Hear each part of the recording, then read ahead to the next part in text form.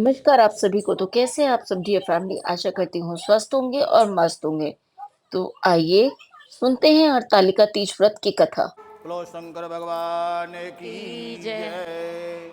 बोलो ओम विष्णु विष्णु विष्णु विष्णु श्री भ- जो नए लोग हैं वो जल छिड़क ले अपने ऊपर। अपने ऊपर जल छिड़क लें और पुष्प अक्षत जो भी कुछ थोड़ी द्रव्य रख के हाथ संकल्प ले लें। सूत्र जी कहते हैं, मंदार की माला से जिन पार्वती जी का केश अलंकृत है और मुंडों की माला से जिन शिव जी के जटा अलंकृत हैं, जो पार्वती जी दिव्य वस्त्र धारण किए हैं और जो शिव जी दिगंबर नंगे हैं, ऐसे श्री पार्वती जी तथा शिव जी को मैं प्रणाम करता हूँ। रमणीक कैलाश पर्वत के शिखर पर बैठी हुई श्री पार्वती जी कहती हैं, हे महेश्वर, हमें कोई गुप्त व्रत या पूजा बताइए जो सब धर्मों में सरल हो, जिसमें परिश्रम भी कम करना पड़े लेकिन फल अधिक मिले। हे नाथ, यदि आप मुझ पर दया प्रसन्न हो तो यह विधान बताइए। हे प्रभु, जिस तप व्रत या दान से आदि माध्यम से अंतरहित आप जैसे महाप्रभु हमको प्राप्त हुए हैं, वो हमको प्राप्त हुए हैं। शिव जी बोले, हे देवी सुनो, मैं तुमको एक व्रत जो मेरा सर्वस्व और छिपाने योग्य है, लेकिन तुम्हारे प्रेम के वशीभूत होकर मैं तुम्हें बताता हूँ। जैसे नक्षत्रों में चंद्रमा, ग्रहों में सूर्य, वर्णों में ब्राह्मण, देवताओं में विष्णु, नदियों में गंगा, पुराणों में महाभारत, वेदों में सामवेद, इंद्रियों में मन श्रेष्ठ है, सब पुराण और वेदों का सर्वस्व जिस तरह कहा गया है, मैं तुम्हें एक प्राचीन व्रत बतलाता हूँ। एकाग्र मन से सुनो।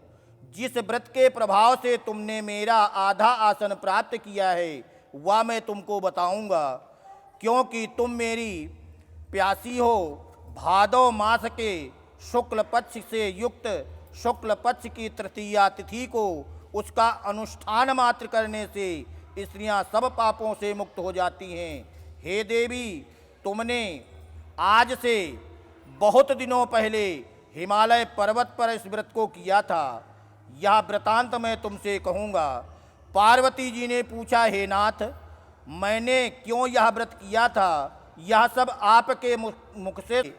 उसके पास तरह तरह की भूमियाँ हैं, तरह तरह के वृक्ष उस पर लगे हुए हैं, नाना प्रकार के पक्षी, अनेक प्रकार के पशु उस पर निवास करते हैं। वहाँ पहुंचकर गंधर्व के साथ बहुत से देवता सिद्ध चरण पक्षीगण सर्वदा प्रसन्न मन से विचरते हैं। वहाँ पहुंचकर गंधर्व गान गाते हैं, अप्सराएं नाचती हैं और पर्वतराज के कितने शिखर ऐसे हैं जिनमें स्फटिक रत्न और वैदुर्ण्य मणि आदि की खानें भरी हैं।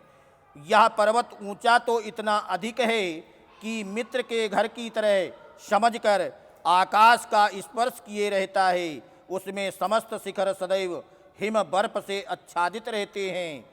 गंगा जल की धुनी सदा सुनाई देती रहती है। हे पार्वती, तुमने बाल्यकाल में उस पर्वत पर तपस्या की थी।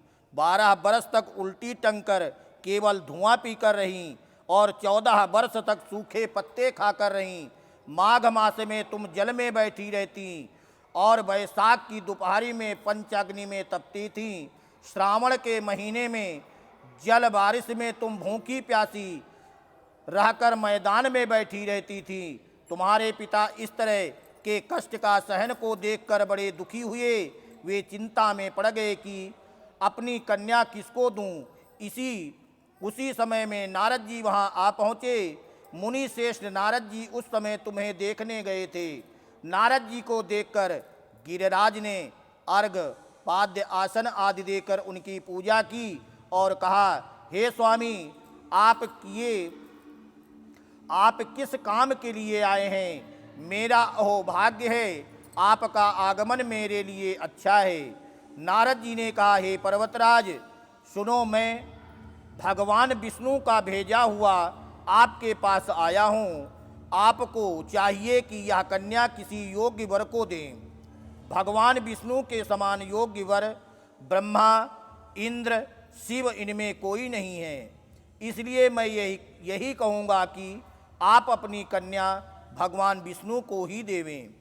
हेमवान ने कहा, भगवान विष्णु स्वयं मेरी कन्या ले रहे हैं और आप यह संदेशा लेकर आए हैं, तो मैं उन्हें अपनी कन्या दूंगा।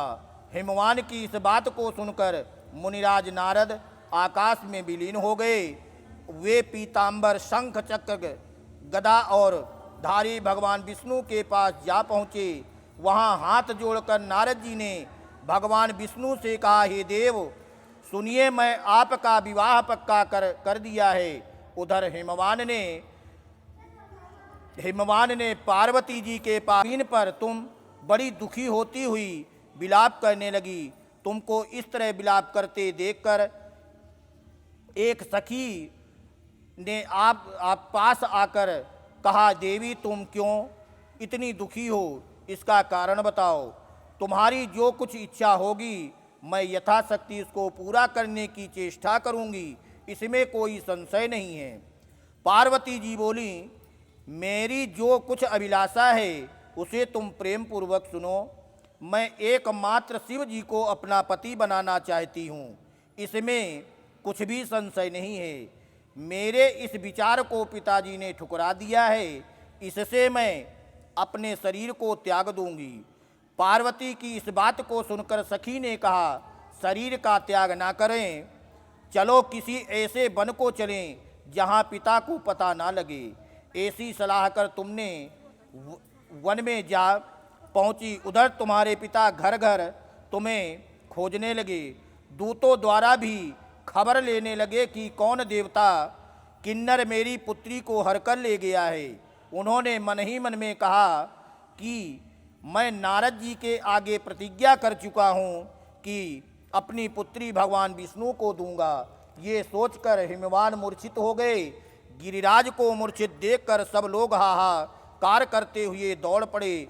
जब होश हुआ तो सब ने पूछने लगा कि गिरिराज आप अपनी मूर्छा का कारण बतावें। हिमवान ने कहा, आप लोग मेरे इस दुख का कारण सुने। ना मालूम कौन मेरी कन्या को हर कर ले गया है। ऐसा नहीं हुआ है तो किसी काले सांप ने काट लिया या सिंह खा गए होंगे। हाय हाय मेरी बेटी कहाँ गई। ऐसी किसी दुष्ट ने मेरी पुत्री को मार डाला। ऐसा कहकर वे वायु के झोंके से कांपते हुए वृक्ष के समान कांपने लगे। इसके बाद हिमवान तुम्हें वन मन खोजने लगे। वहाँ वन भी सिंह, भालू, हिंसक जंतुओं से बड़ा भयानक हो रहा था। तुम भी अपनी सखी के साथ उस भयानक वन में चलती चली एक ऐसी जगह पहुंची जहां एक नदी बह रही थी। उसके रमणीक तट पर एक बड़ी सी कंधार थी। तुमने उस कंधार में आश्रम बना लिया और मेरी एक बालू की प्रतिमा बनाकर अपनी सखी के साथ निराहार रहकर मेरी आराधना करने लगी। जब भाद्रपद शुक्ल पक्ष की हस्तयुक्त तृतीया तिथि प्राप्त हुई तब तुमने मेरा विधिवत पूजन किया और रात भर जाग कर गीत आदि से मुझे प्रसन्न करने में बिताया। उस व्रत राज के प्रभाव से मेरा आसन डगमगा उठा, जिससे मैं तत्काल उस स्थान पर पहुंचकर जहां पर तुम अपनी सखी के साथ रहती थी वहां पहुंचकर मैंने तुमसे कहा, मैं तुम पर प्रसन्न हूँ, बोलो क्या चाहती हो। तुमने कहा, मेरे देवता यदि आप मेरे ऊपर प्रसन्न हो तो मेरे पति बने। मैं तथास्तु कहकर कैलाश पर्वत पर वापस आने पर तुमने वह प्रतिमा अपने नदी में प्रवाहित कर दी और सखी के साथ उस महाव्रत का पारण किया। हिमवान भी तब तक उस वन में तुम्हें खोजते हुए आ पहुँचे। चारों दिशाओं में तुम्हारी खोज करते करते वे व्याकुल हो चुके थे। इसलिए तुम्हारे आश्रम के समीप पहुँचते ही गिरिराज थोड़ी देर के बाद उन्होंने नदी के तट पर दो कन्याओं को देखी। देखते ही उन्होंने तुम्हें छाती से लगा लिया और बिलाप कर रोने लगे। फिर पूछा, पुत्री, तुम सिंह, व्याघ आदि जंतुओं से भरे इस वन में क्यों आ पहुंची? पार्वती जी ने उत्तर दिया, हे पिताजी, मैंने पहले ही अपने आप को शिव जी के हाथों सौंप दिया था। आपने मेरी बात टाल दी है, इसी से मैं यहाँ आज चली आई। हिमवान ने सांत्वना दिलाया कि हे पुत्री, मैं तुम्हारी इच्छा के विरुद्ध कुछ नहीं करूँगा। तुम्हें अपने साथ लेकर घर आए और मेरे साथ तुम्हारा विवाह कर दिया। इससे तुमने मेरा आधा आसन पाया है। तब से आज तक किसी के सामने मुझे यह व्रत प्रकट करने का अवसर प्राप्त नहीं हुआ। हे देवी, यह बताता हूँ कि तुम इस व्रत का हरतालिका नाम क्यों पड़ा? तुमको सखी हर कर ले गई थी, इसलिए हरतालिका नाम पड़ा। पार्वती जी ने कहा, हे प्रभु, आपने तो नाम तो बता दिया, अब विधि भी बताइए, इसका क्या पुण्य है, क्या फल है, यह व्रत कौन करे? शिव जी पार्वती जी से कहते हैं, हे देवी, मैं स्त्री जाति की भलाई के लिए यह उत्तम व्रत बतलाया हूँ। जो स्त्री अपने सौभाग्य पति की रक्षा करनी चाहती हो, वह यत्न पूर्वक इस व्रत को करे। पहले केले के खंभे आदि से सुशोभित एक मंडप बनावे, उनमें रंग बिरंगी रेशमी कपड़े और चंदावा लगाकर चंदन आदि सुगंधित दिव्यों से वह मंडप लीपे। फिर शंख, भेरी, मृदंग आदि बजाते हुए बहुत से लोग एकत्रित होकर तरह तरह के मंगलाचरण करते हुए उस मंडप में पार्वती तथा शिव जी की प्रतिमा स्थापित करें। उस रोज दिन भर उपवास कर बहुत से सुगंधित फूल, गंध और मनोहर धूप, नाना प्रकार के नैवेद्य आदि एकत्रित कर मेरी पूजा करें और रात भर जागरण करें। ऊपर जो वस्तुएं गिनाई गई हैं, उनके अतिरिक्त नारियल, सुपारी, जमीरी, नींबू, लौंग, अनार, नारंगी आदि जो जो फल प्राप्त हो सके उन्हें इकट्ठा कर लें। उस ऋतु में जो फल तथा फूल मिल सके विशेष रूप से रखें। इसके बाद धूप दीप से पूजन कर प्रार्थना करें, हे शिवे, हे शिव रूपिणी, हे मंगले, सब अर्थों को देने वाली हे देवी, हे शिवे, आपको नमस्कार है। हे शिव रूपे, आपको सदा के लिए नमस्कार है। हे ब्रह्म रूपिणी, आपको सदा नमस्कार है। हे जगद्धात्री, आपको नमस्कार है। हे सिंहवाहिनी, संसार से भयभीत मुझ दीन की रक्षा करो। इस कामना की पूर्ति के लिए मैंने आपकी पूजा की है। हे पार्वती, मुझे राज्य और सौभाग्य दें, मुझ पर प्रसन्न हो। में इन्हीं मंत्रों से पार्वती तथा शिव जी की पूजन करें। तदनंतर विधि पूर्वक कथा सुने। ब्राह्मण को वस्त्र, गौ, स्वर्ण आदि देवें। इस तरह एक चित्र होकर स्त्री पुरुष दोनों एक साथ पूजन करें। फिर वस्त्र आदि जो कुछ हो उसका संकल्प करें। हे देवी, जो स्त्री इस प्रकार पूजन करती है वह सब पापों से छूट जाती है और उसे 7 जन्म तक सुख तथा सौभाग्य प्राप्त होता है। जो स्त्री तृतीया तिथि का व्रत ना कर अन्न भक्षण करती है वह 7 जन्म तक बाध्य रहती है, उसको बार बार विधवा होना पड़ता है। वह सदा दारिद्र्य, पुत्र शोक से शोकाकुल स्वभाव की लड़की सदा दुख भोगने वाली होती है और उपवास ना करने वाली स्त्री घोर नरक में जाती है।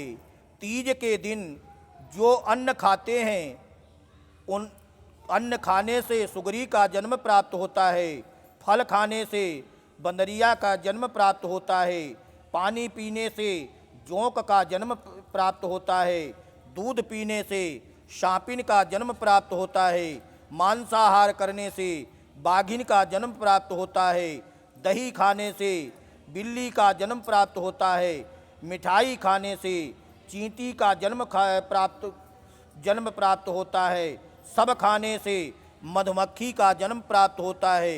उस रोज सोने से अजगरी का जन्म प्राप्त होता है। पति को धोखा देने से मुर्गी का जन्म प्राप्त होता है। इसलिए हर स्त्रियां व्रत करें। दूसरे दिन स्वर्ण, चांदी, तांबा अथवा कांसे के पात्र में अन्न भरकर ब्राह्मण को दान दें और पारायण करें। जो स्त्री इस प्रकार व्रत करती है वह मेरे समान पति पाती है, और जब वह मरने लगती है तो पार्वती तुम्हारे जैसा रूप को प्राप्त करती है। उसे सब प्रकार के सांसारिक भोग और संयुक्त मुक्ति मिल जाती है। इस प्रकार हरतालिका व्रत की कथा मात्र सुनने से जो प्राणी को 1000 अश्वमेघ और सैकड़ों वाजपेयी यज्ञ करने का फल प्राप्त होता है। हे देवी, मैंने यह सब व्रतों में उत्तम व्रत बतलाया है, जिसके करने मात्र से प्राणी सब पापों से छूट जाता है। इसमें कोई भी संशय नहीं है। ओम इति। बोलो शंकर भगवान की जय। फूल चढ़ा दूँ।